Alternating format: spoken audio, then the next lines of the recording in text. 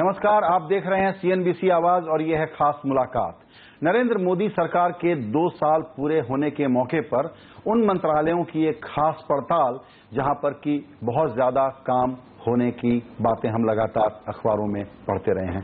हमारे साथ मौजूद हैं रेल मंत्री सुरेश प्रभु। सर, आपने हमारे लिए वक्त निकाला, आपका बहुत शुक्रिया।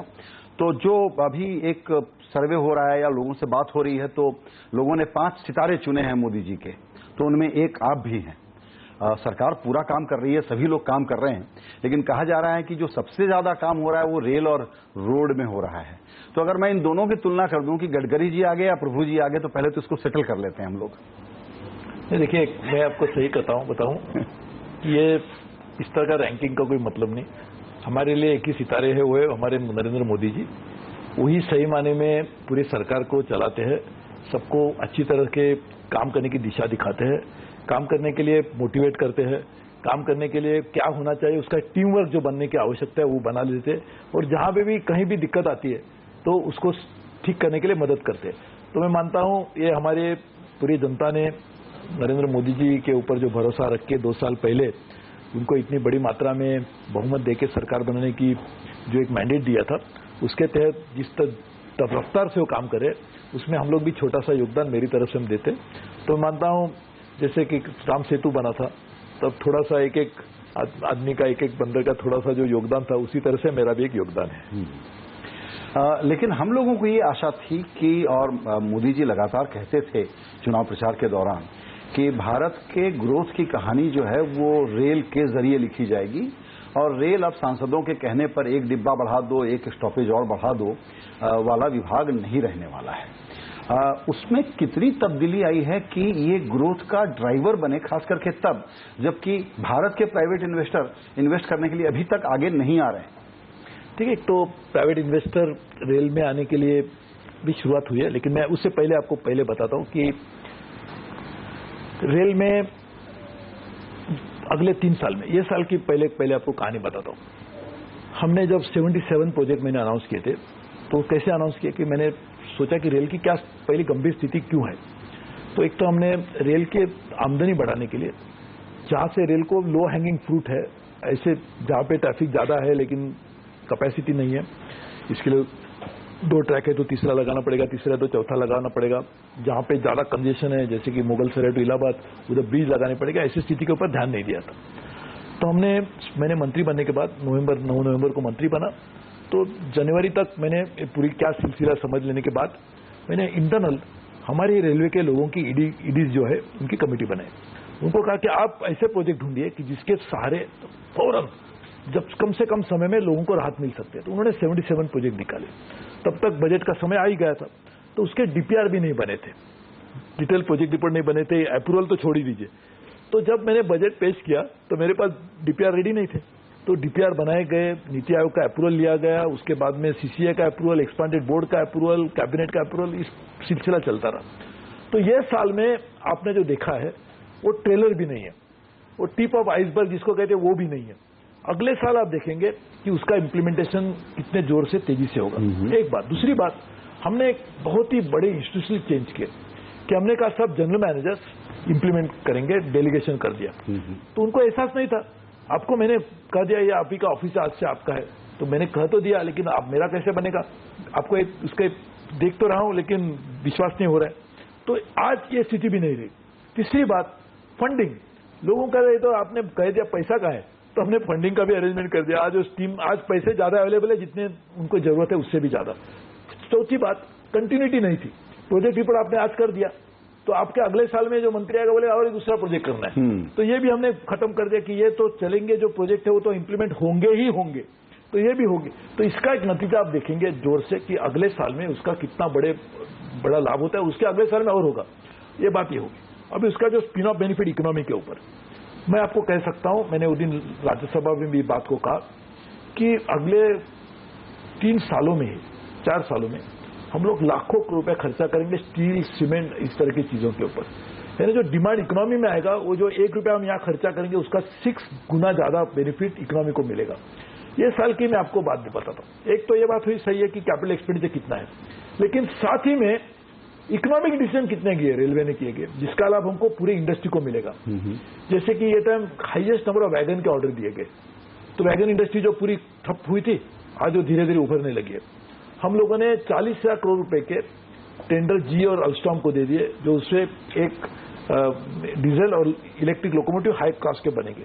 उसका लाभ पूरी small scale industry supply chain के तहत उसमें जुड़ जाएगी। हाई स्पीड रेलवे जो यही टाइम में डिसीजन हुआ है, लेकिन 7 साल में अगले साल से उसका कंस्ट्रक्शन का काम शुरू हो जाएगा, 1 लाख करोड़ रुपए, उसका बेनिफिट पूरे इकोनॉमी को मिलेगा।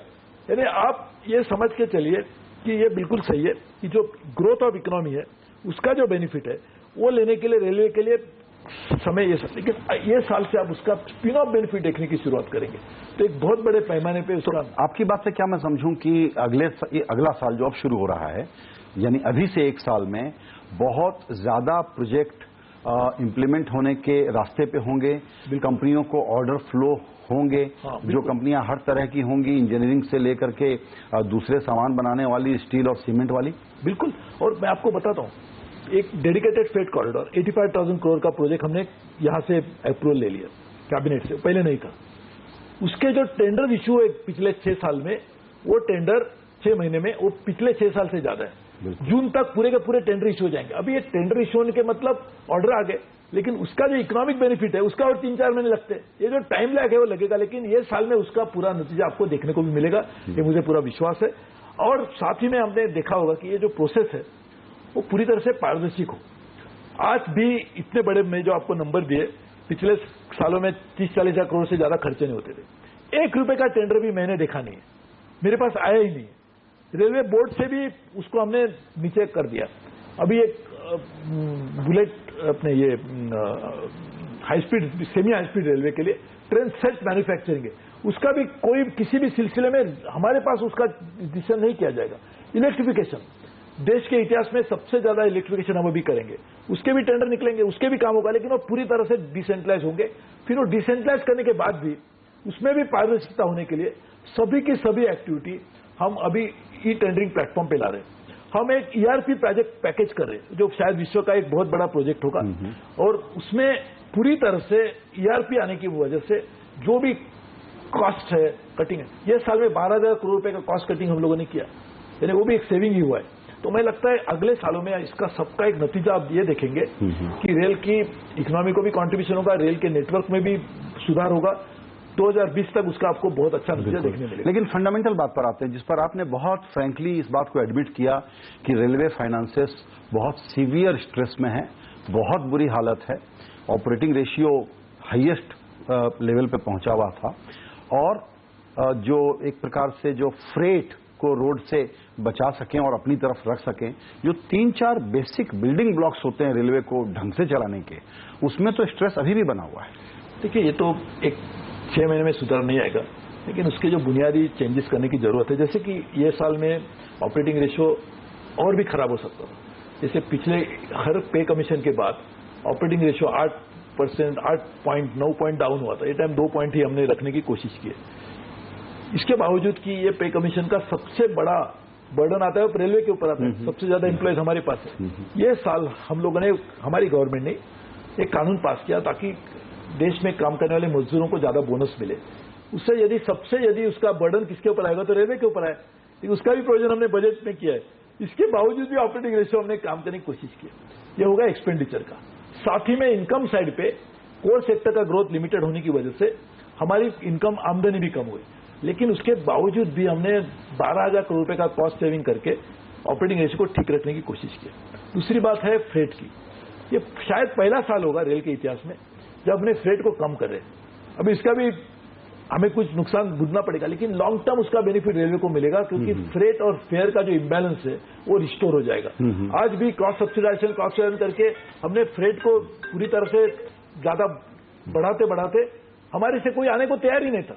अब क्यों आएंगे?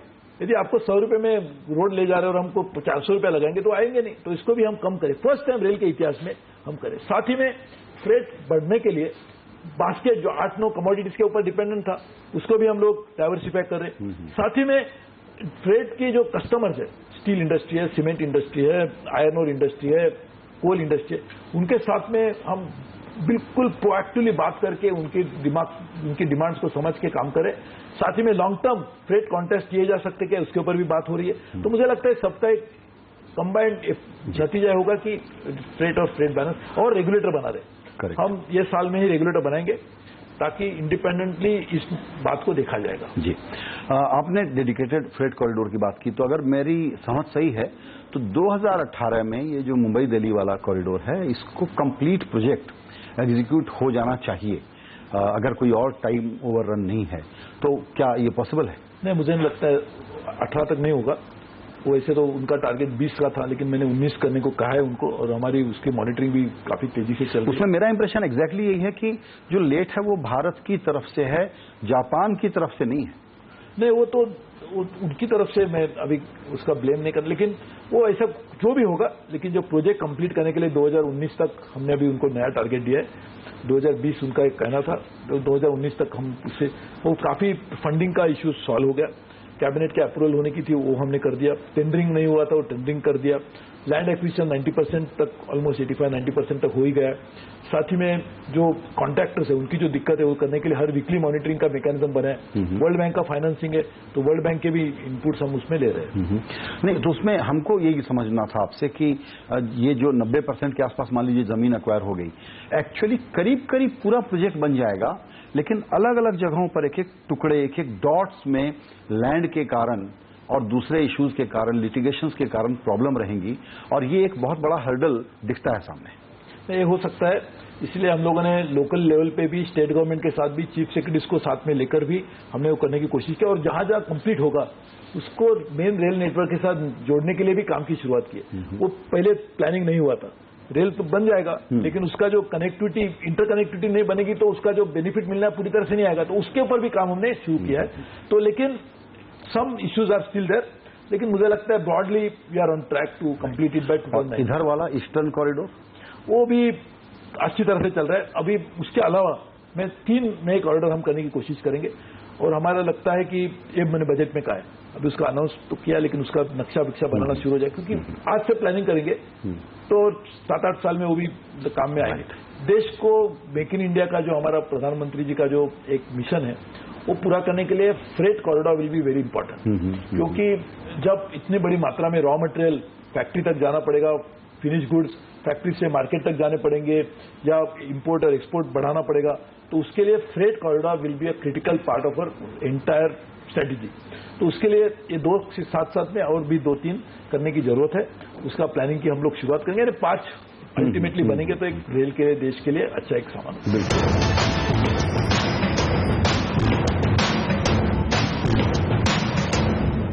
हम सब लोग सर जब देश विदेश घूमते रहे इतने वर्षों में, तो वहां की ट्रेनों को देख के लगता था कि ये हाई स्पीड ट्रेन, ये बुलेट ट्रेन हमारे पास कब आएगी। अब आप लोग एक्चुअली इसको करने में लगे हुए हैं, लेकिन इस पर थोड़ा सा लोगों में एक स्केप्टिसिज्म है कि क्या भारत में जरूरत है कि इस लेवल पे छलांग लगाएं। पैसा भी प्रॉब्लम नहीं है, पैसा भी हो जाएगा, तो उसके लिए जो इकोसिस्टम और इंफ्रास्ट्रक्चर और सेफ्टी की जरूरतें होती हैं, भारत का जो सामाजिक ताना बाना है, कहीं से भी लोग कहीं आते जाते हैं, वो मैनेज करना करीब करीब लोगों को लगता है कि असंभव काम है। ऐसा तो नहीं है कि एक फैंसी आइडिया है इसलिए हम इस पर बात ज्यादा कर रहे हैं, और दरअसल ये बहुत बड़ी प्रायोरिटी होनी नहीं चाहिए। देखिए, हमारे देश में जब गरीबी हटाओ की बात चल रही थी, उसी समय आईटीडीसी ने 5 स्टार होटल बनाए थे। हमारे देश में जब सोशलिज्म की बात करके गरीबी हटाओ की बात चल रही थी, तो भी उस समय भी हवाई जहाज चल रहे थे। हवाई जहाज बढ़ाने के लिए, एयर कनेक्टिविटी बढ़ाने के लिए भी चल रही थी। हमारे बहुत सारे सोशल एक्टिविस्ट भी हवाई जहाज से सफर करते, 5 स्टार होटल में भी रहते हैं। तो अभी ये जो स्केप्टिसिज्म है, वो स्केप्टिसिज्म उसके लिए भी होना चाहिए कि 5 स्टार होटल में तो कोई बेचारा गरीब आदमी जाके रहेगा नहीं, ना ही हमारे एयरपोर्ट में। लेकिन उसकी जरूरत इसीलिए है क्योंकि इकोनॉमिक ग्रोथ देश में बढ़ाने के लिए किस तरह से काम होना चाहिए। देश में स्पीड नहीं बढ़ेगा तो रेल में सफर करने वाले लोगों, जैसे आज भी देख रहे हैं बजट एयरलाइंस की तरफ जा रहे हैं, वो भी खोलेंगे। तो इसीलिए इसमें सेल्फ फाइनेंसिंग बेसिस के ऊपर पिछली सरकार ने इसका एमओयू साइन किया था। तो यूपीए के टाइम पे ही इसका एमओयू साइन हुआ था कि एक उसका फिजिबिलिटी स्टडी करना चाहिए। उसका एक जापानीज गवर्नमेंट के साथ उनकी बातचीत हुई थी। उसको अगला कदम हमने लेकर बहुत अच्छे टर्म्स के ऊपर, जो टर्म्स पहले डिसाइड नहीं थे, हमने ऐसे टर्म्स किए कि शायद जापान ने 85% उसका जो मैन्युफैक्चरिंग इंडिया में होगा। जापान ने बात को डेडिकेटेड फ्रेट कॉरिडोर में भी नहीं माना था, जो प्रोजेक्ट पिछले सरकार के जमाने में हुआ था। इसमें भी जापान ने इतने बड़े पैमाने पे माना नहीं था। All principal contractors mainly will be from India, पहले बात नहीं मानी थी। 50 साल में उसका लोन मिलेगा, वो जो डेडिकेटेड फ्रेट कॉरिडोर में नहीं है, जो पिछले सरकार ने किया था। हमने कहा कि 0.1% इंटरेस्ट, वो भी पहले कभी जापान ने माना नहीं था। साथ ही में 15 साल में रिपेमेंट करना भी नहीं है, वो भी कभी माना नहीं था। तो आप बताइए, टेक्नोलॉजी मिलेगी, 85% इंडिया में मैन्युफैक्चर होगा, प्रिंसिपल कॉन्ट्रैक्टर इंडियन होंगे, इतना लो इंटरेस्ट कॉस्ट होगा, जो कभी माने नहीं थी, और उसका पहले ही बनना चाहिए, ऐसा एक पिछले सरकार ने उसके ऊपर किया था। तो इस तरह का अच्छा निगोशिएशन करके ये प्रोजेक्ट करने के लिए एक स्पीड भी बढ़ेगी, देश को भी उसका लाभ होगा, और हम लोग सेल्फ फाइनेंसिंग है, हमारा बजट से पैसा नहीं लगा रहे, जापानीज लोग जो दे रहे हैं उसके ऊपर ही कर रहे। देखिए, मैं इसलिए इस पर हार्प करना चाहूंगा 1 मिनट के लिए, क्योंकि आप भी मुंबईकर हैं, मैं भी मुंबईकर हूं। Practically unacceptable in human conditions में हम लोग ये लोकल ट्रेनें चलाते रहेंगे, उस प्रॉब्लम को युद्ध स्तर पर खत्म नहीं करेंगे कि दरवाजे बंद होने वाली लोकल ट्रेनें चलनी चाहिए, एसी होना चाहिए, रोजाना कितनी मौतें होती हैं, और दूसरी तरफ हम ये बहुत बड़े प्रोजेक्ट की बात करेंगे 300-400 किलोमीटर वाले की। ये बड़ा विरोधाभासी है, और इसमें हमको लगता है कि इधर दूसरे वाले मोर्चे पर भी हमको आपसे ज्यादा बातें सुनने को मिलनी चाहिए। लेकिन देखिए, आप ही ने कहा कि हमको अच्छा लगता है विदेश में जाते हैं तो हमको भी ऐसा सफर करना चाहिए, और आप ही कह रहे हैं कि इस तरह की बुलेट ट्रेन इंडिया में कैसे आएगी, तो ये थोड़ा विरोधाभास है। लेकिन मुझे लगता है यही हमारी देश की एक सबसे बड़ी चुनौती है कि लोग चाहते भी है लेकिन क्रिटिसाइज भी करना चाहते हैं। नहीं, मैं इसीलिए मेरा सवाल रिफ्रेम करूंगा कि मुंबई की लोकल ट्रेन के दरवाजे बंद होने चाहिए, मेरे लिए कसौटी है। मैं क्या कहता था, ये कह रहा हूं, एक तो ये बात हुई। अभी मुंबई स्टेशन, मुंबई की जो लोकल है, उसकी ये स्थिति क्यों है, उसकी बुनियादी वजह यह है कि आज 75 से 80 लाख लोग रोज मुंबई के लोकल में ट्रैवल करते हैं, और वो जो स्थिति है, वो जो इंफ्रास्ट्रक्चर है, वो 30-40 साल से उसमें ज्यादा अंतर नहीं हुआ, तो बहुत इन्वेस्टमेंट उसको चाहिए। तो इसीलिए हमने फर्स्ट टाइम, हमारी गवर्नमेंट ने, मैंने बजट में अनाउंस किया 21 अप्रैल को उसका अगला स्टेप करके मुख्यमंत्री के साथ मीटिंग की। हम एलिवेटेड कॉरिडोर बनाने जा रहे हैं, जो रेल के इतिहास में कभी हुआ नहीं था। आज मुंबई में जगह नहीं है, इसके लिए सब लोग कहते हैं जगह नहीं, अभी कहां से ट्रैक बढ़ाएंगे। हमने ये सोचा नहीं, हमने एलिवेटेड कर रहे, उसके लिए भी जो पैसा है वो पीपीपी मॉडल से और कहीं से वर्ल्ड बैंक से लेके हम कर रहे। वो यदि एक्सटेंडेड कॉरिडोर बनेगा तो उसकी वजह से सही मायने में रेल के लोगों को राहत मिलेगी।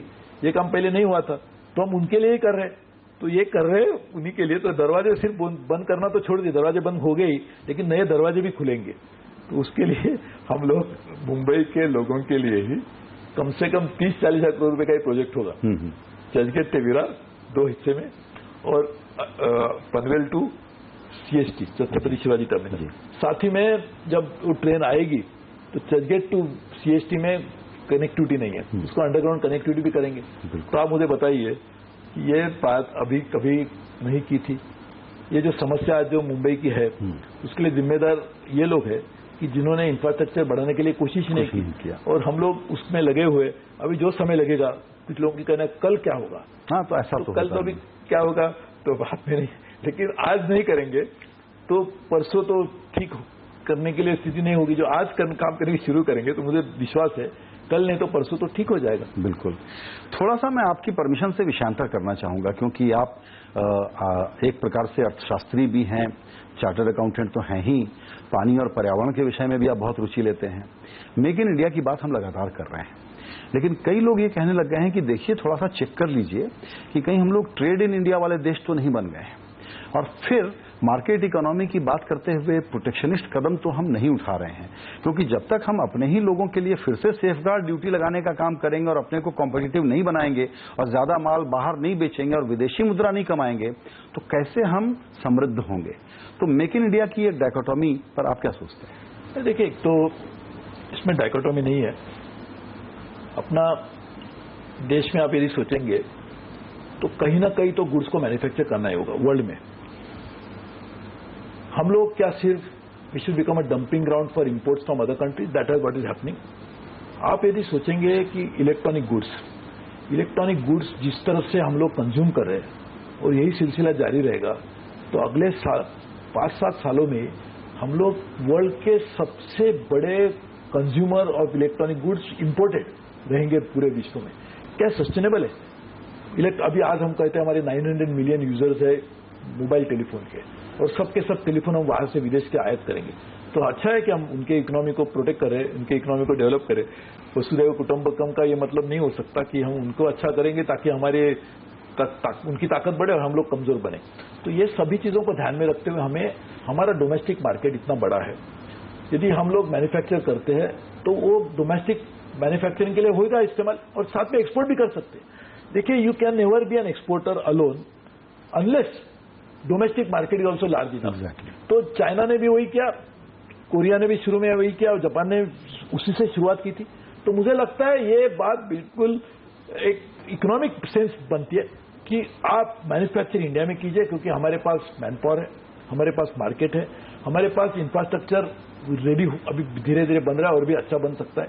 और साथ ही में जो विश्व में जो जिस तरह का एक माहौल बन रहा है, चीन में हाई कॉस्ट इकोनॉमी हो रही है जी, क्योंकि उनके भी वेजेस बढ़ रहे।